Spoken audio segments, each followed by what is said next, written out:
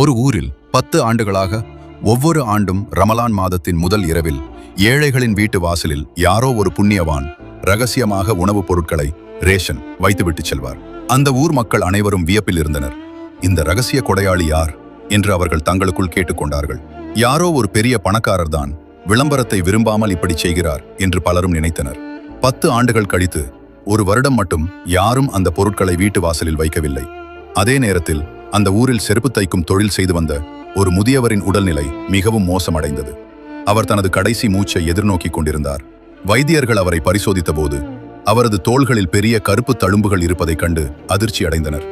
இது என்ன விதமான நோய் என்று அவர்கள் வியந்தபோது அந்த முதியவர் புன்னகையுடன் கூறினார், இது நோய் அல்ல, இதுதான் என் இறைவனுக்கும் எனக்கும் இடையிலான ரகசியத்தின் அடையாளம். கடந்த 10 ஆண்டுகளாக இருட்டில் நான் சுமந்து சென்ற உணவு மூட்டைகளின் சுமை ஏற்படுத்திய தழும்புகள் இவை. அந்த மனிதர் தனது வாழ்நாள் முழுவதும் கிழிந்த செருப்பையே அணிந்திருந்தார். ஆனால் மற்றவர்களின் பசியை போக்கத் தனது உழைப்பை செலவிட்டார். ஊரிலேயே மிகப்பெரிய கொடையாளி ஒரு எளிய தொழிலாளி என்பது அவர் மறைந்த பிறகுதான் உலகிற்கு தெரிந்தது. கதையின் நீதி: விளம்பரத்திற்காகச் செய்யும் தானத்தை விட இறைவனுக்காகவும் மனிதநேயத்திற்காகவும் செய்யப்படும் இரகசியமான உதவியே மிக உயர்ந்தது.